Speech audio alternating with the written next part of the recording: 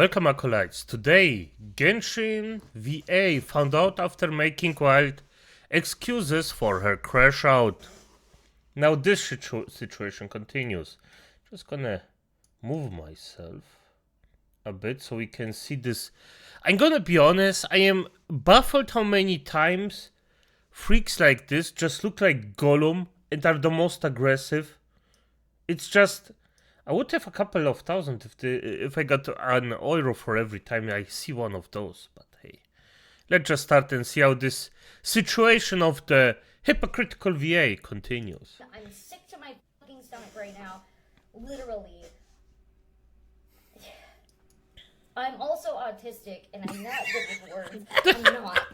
Hey, what's up, guys? We're here. So today we're going to be looking at the never-ending yes. English voice actor drama that's been going on for a couple of weeks now. We're going to focus on this voice actor, Karina, who is the voice of Paimon from Genshin Impact, who continues to crash out over criticism of her supposed strike that she...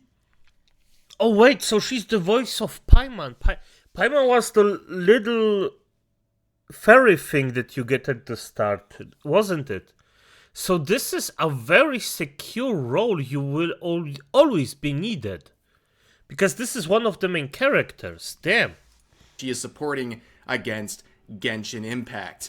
Now, she is someone who immediately attacked the voice actor Jacob Takanashi for taking over the role of a character whose former voice actor had not provided any work for 6 months in support of a strike that was supposedly trying to get AI protections for anyone working with Hoyo. Supposedly. She said this wasn't a passing of the torch. She also was exposed for technically being a scab. She was chastising Jacob Takanashi for taking this role with Genshin under a supposed strike, while meanwhile she was still working with Genshin herself, but she had a special FICOR status that technically allowed her to keep working with this non-union project as a member of the SAG-AFTRA union. Then she went on to TikTok and was crashing out over and over again, saying crazy stuff like this.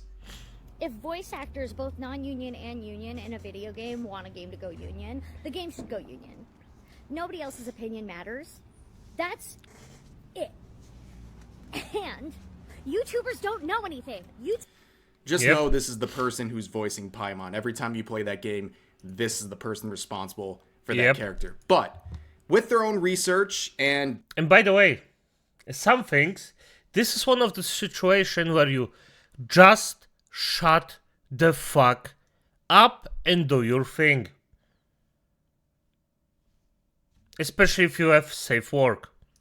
basically common sense, a lot of YouTubers and X users and just social media users generally were able to see the many flaws in what was going on with this particular strike, and especially with the help of this video by Joe Zija, who is a voice actor and teacher. He came out and made it very clear that the supposed strike against Genshin Impact in Hoyo was not formal. It was not a union set strike. This was more of a social movement from all of these voice actors, and people like Jacob Takanashi had no responsibility to that union, and they did nothing wrong. And basically a lot of these striking union members, well, they were violating their own strike by continuing to work with Hoyo products, and they looked really stupid, including people like Corrine here. But anyways, she has continued to crash out and even say that some of the YouTubers, these awful YouTubers who are reacting to her, they're reacting to AI-generated videos of her, which is very rich because we've watched videos straight from her own TikTok and also looking at her own content. Do we really need AI when you're providing gems like this voluntarily? And exploring her account, there's even more that we didn't even touch yet. Okay, this video uploaded about a month ago, or exactly a month ago at this point, is just insane. It's talking about the strike. It's making these preemptive attacks on people who are criticizing her and her movement. And this video really epitomizes everything wrong with this voice actor and all of these self-righteous, virtue-signaling voice actors who are joining in on this supposed strike. Let's listen to the insanity here. Hi, yes, you are seeing me directly in front of a toilet because I am disabled and I have been vomiting all day. We're not even 10 seconds in, and she's weaponizing her disability to make you feel bad for her and to stop criticizing her. I mean, this is absolutely insane. And by the way, this is an 8.5-minute video. She's hovering over the toilet like her career is. This is TikTok. This is a place for short form content, not an 8.5-minute video like a YouTuber desperately trying to extend the video just beyond the 8-minute mark so they can add basically ad roll breaks in, because that's the minimal number of minutes required to do so. I mean, this is just Oh, it's 8 minutes. I always thought it's 10. Still didn't give a fuck either way. ridiculous. So. Right off the bat, hovering over the toilet, trying to make you feel bad for her, and basically say, "Oh, you poor thing. Whatever you're saying, Queen, you're right." But And by the way, just because you're disabled doesn't mean you have constant vomiting problems. Just start a video like a normal freaking human being, not like Johnny Somali, for F's sake. I'm on here to tell you guys, hey, for those of you that have demanded that I explain SAG and the strike right this second to you, because there's no other voice actors that will, I'm busy. Interesting. Well, if you're going to make a public stance on something and make very inflammatory and aggressive statements about this strike, well, yeah, you should have to explain yourself. You're apparently the professional and the expert here. She has, in other videos, said that other people who are not voice actors, they know nothing. They're stupid. They're idiots. Yep. So please, enlighten us as to what's going on. Why are you surprised that people would want more information? Also, this excuse about being so busy is so rich to me. You scroll through her Twitter account, she is either tweeting or retweeting other people every waking minute of her day. In fact, looking at her account, I saw something that truly pissed me off. She retweeted this post from a VTuber attacking Banana Juju. Now, if you remember that name, it's a VTuber I defended about a week or two ago. That was the monkey-themed VTuber who has dreadlocks on her character that has fair skin. Yes, I remember this one. Yeah, she got. Yeah. I mean, she's more popular because of it, so at the end, she won.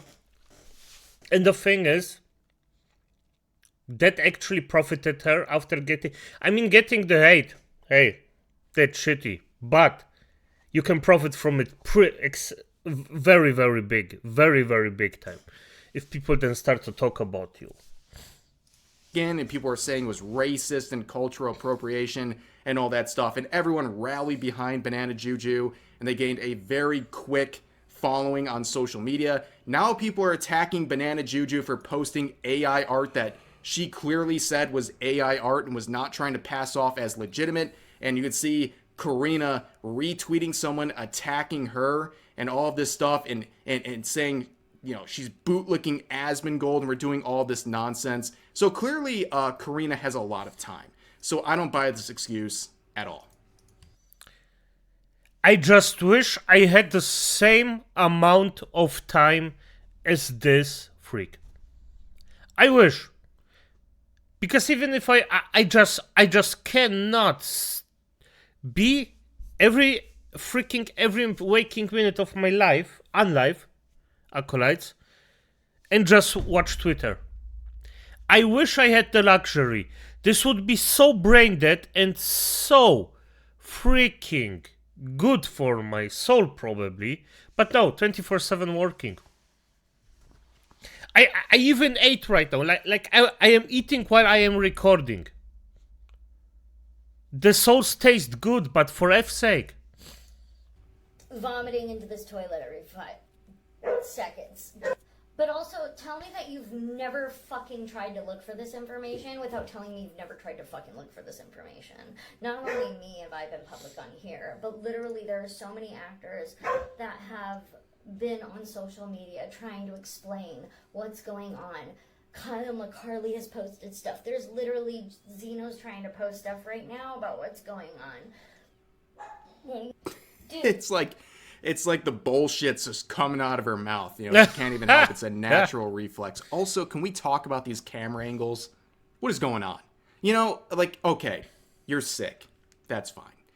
But you know what? I'm sure there was a time during that day for a couple of minutes you could have just sat at your desk and recorded this instead of hovering over the toilet, Correctly. acting like a martyr.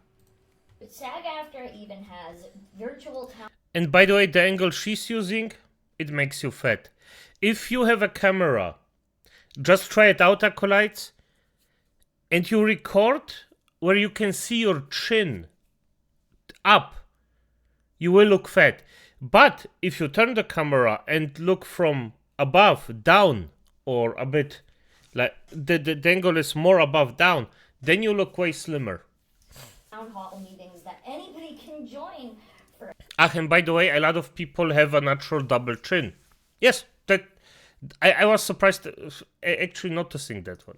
information about what's going on with the SAG strike. Non-union voice actors, hell, I've even known non-voice actors to join in those town halls because it's free for anybody to join. Nava Voices answers a lot of questions about what's going on with the strike right now. It is not just my job. POV, you're the last chip in the Pringles can. Again, what is this angle? It's absolutely killing me, dude. To tell you what's going on, and honestly, at this point, with as much misinformation as you guys are willing to make up, without, like, there's so many sources out there of what's going on. Hell, one of the stupid YouTube channels that used my TikToks as a way to, like, bash SAG and the strike or whatever. Who was it? I'm genuinely curious. Who was it? Because the funny thing is, a lot of the coverage of this situation started about 2 weeks ago. I can think of a couple YouTubers who've covered this, like Hero Hey, Muujin, myself, even like Asmongold has reacted to some of the videos. So I'm genuinely curious who she's talking about, because this was posted about a month ago. It said Who's the that, stupid YouTuber? like, if somebody joins the union, they can't work on non-union ever again. I'm in the union and I'm working on a Hoyo game that's non-union. What? Crazy. Oh my god. What? It's almost like that's possible. Yes, there's technically a rule for that, but... Yeah, there she goes, trying to gaslight you and act like it's so easy. No, as a principal core of joining SAG-AFTRA, you are not supposed to work with non-union companies. Yes. The only reason this particular individual is allowed to is because she has what's called a Phi Core status. It is a rare status that allows her to keep working on projects like Hoyo with limited union benefits. So she has a special status. That's the only reason she can keep doing this. Otherwise, people who don't have the status, like many of the voice actors who are joining in the supposed strike, they could face fines from the union or be kicked out of the union or face nothing if the union just decides they don't want to do anything about it. But clearly... Correctly, yes. That's why I am not a gigantic fan of unions. They get corrupted very, very easily. Don't get me wrong. If the union has a really, really good, let's just say, Vorgesetzten, or a good team that actually gives a fuck, then it's the best thing ever. But if you have a union that's right, or these days most unions are just freaking useless. They just produce and make freaking money out of nothing for doing exactly nothing. There is a rule against this as a principle of the union. SAG also knows that if anybody works on non-union stuff, usually it's people that need the money, and they're not going to attack you for that because they are first and foremost actor first, especially. Well, that's stupid. Okay, so we make exceptions for people because they need the money. Well, guess what? This is the real world, lady. Everyone needs money. Also, the guy you're criticizing and attacking, Jacob Takanashi, correctly, he's a married man and a father. Do you think he doesn't need money? Yeah, he does. I can guarantee without knowing anything about his life, if you're a father and husband, and you're especially, you're working in the voice acting industry that is not very lucrative financially, you need money. So are they going to make an exception for him, which doesn't really matter because he's not even in the union anyways? This is so stupid. The rules can be bent because, well, I have a personal stake in this. I need money. Well, guess what? Everyone does. Correctly. Other union members. And I'm not saying that SAG is perfect, but bottom line is that the only way an actor is 100% safe in any contract is if it's a SAG contract. So let's say you even have a non-union contract that even has AI protection in it. Do you have the money for a lawyer? Because I bet you don't. Because when I wasn't getting paid for 7 months last year, okay, when that happened, I couldn't do anything because it wasn't a SAG contract. Skill issue. And I couldn't afford a lawyer. And then some fucker in... Yeah, that's the thing. Skill issue, correctly. Get some balls. When I'm not getting pay 1 day after a month, I'm not coming to work. The only thing that comes is the following. Yo, boss? There isn't any money on my konto. I'm not coming until it's paid. You would freaking be surprised how many times I just got paid instantly. And I was the only Lich in there that actually got always paid on time. With other guys in there, well, they got shafted over on a regular basis. Twitter was like, if that happened, people would sign up for a GoFundMe and help out immediately. Oh, really? Where was my GoFundMe then? Because no one wants to support you. What do you mean? This whole thing, like she's saying, like, oh, if I started a GoFundMe, where's the money? Well, I don't know. You'd have money if you're just like more likable. Like I've seen people who are even controversial content creators start a GoFundMe or some sort of crowdfunding campaign and do amazing. Recent examples, Smash JT. He started a GoFundMe for his lawsuit with Alyssa Mercante, the former Kotaku editor who's suing him. He raised like $60,000 in a few days. Damn. Think of other people like Chibi Reviews. Okay, he started a GoFundMe for potential lawsuits he's making against his harassers. He's raised tens of thousands of dollars. Like, it's definitely possible. I just don't think Karina here has a lot of confidence in a GoFundMe because, well, who would support this? When I came forward about not getting paid, where was that? Because it's unreliable. We shouldn't have to rely on GoFundMes to hold. We shouldn't have to rely on that. I will say this. She's right that I think voice actors are underpaid. I think that's something that's agreeable. It's just the reality of the business. But if that's not enough to sustain your lifestyle or whatever needs you have, then maybe you should look elsewhere. I think that's the hard but truthful reality of what we're talking about. Also, the SAG strike right now, we're not even asking for a pay raise. We're literally asking for AI protection. And you already have them. By the way, I know a voice actor, and he's actually getting paid quite well. But he also works like a freaking animal, so there's that. And he also doesn't live like a luxurious lifestyle. So, but he lives okay. You don't even know. Most Good, actors even. be considered actors, not just data. Okay? Amazing. You're telling me that companies can't sign that? If they don't are need to. truly not gonna... Hello? Also, non-union people can be in a union contract. They can do that. It's called a Taft-Hartley. But yeah, again, whatever. By the way, if you want a better breakdown of the Taft-Hartley whole situation there and how that works, go back to this video. He explains it very well. But anyways. But if there's only a certain amount of Taft-Hartleys that you can do before you become a must-join. Okay, then as long as you don't work on another separate union contract again, you don't have to join until that moment. But it's $3,000 to join. Okay, and you want to know what? SAG also offers a lot of options to help you pay that off. Yeah, they basically offer like a payment plan, by the way, and also that money that is required for the entrance fee that we can see right here.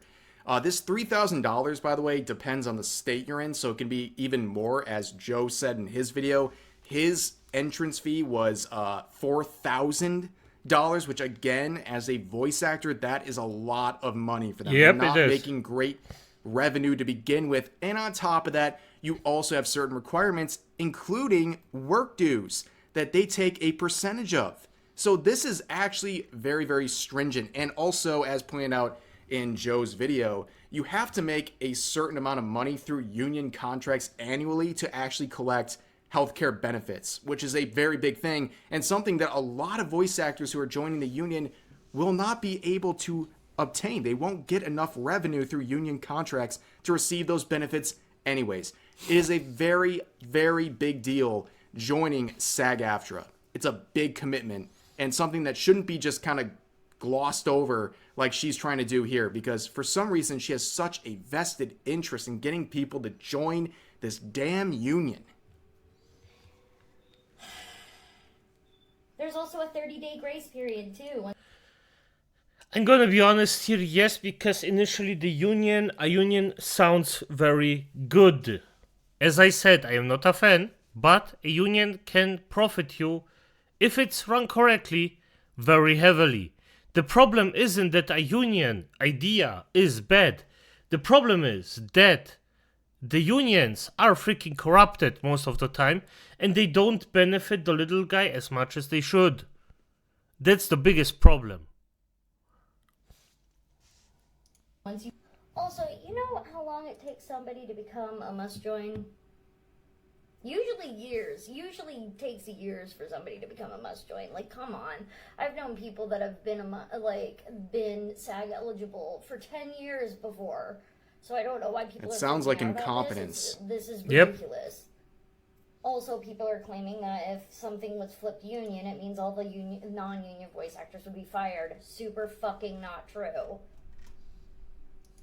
What the fuck, dude? Stop just... Well, okay, that she is correct, but eventually you have to make a decision. I believe it was 30 or 60 days. You have until you have to make a decision to either join the union or stop receiving the benefits of the union, because the company flips, right? You're not immediately kicked out, but eventually you have to make a decision to join the union or to give up those benefits you're receiving as a result of the company going union. So she's correct, but she's oversimplifying what's actually going on here. saying Yes. shit. That's so stupid. But again, there are so many people online that have tried and done their best to explain SAG to you guys. So any of you claiming that, well, you voice actors just have never told us, bullshit. Bullshit. I'm sick to my fucking stomach right now. Literally. I'm also autistic, and I'm not good with words. I'm not. Why is he repeating this? Oh my freaking! I got this. This is getting funnier by the every time she repeats it.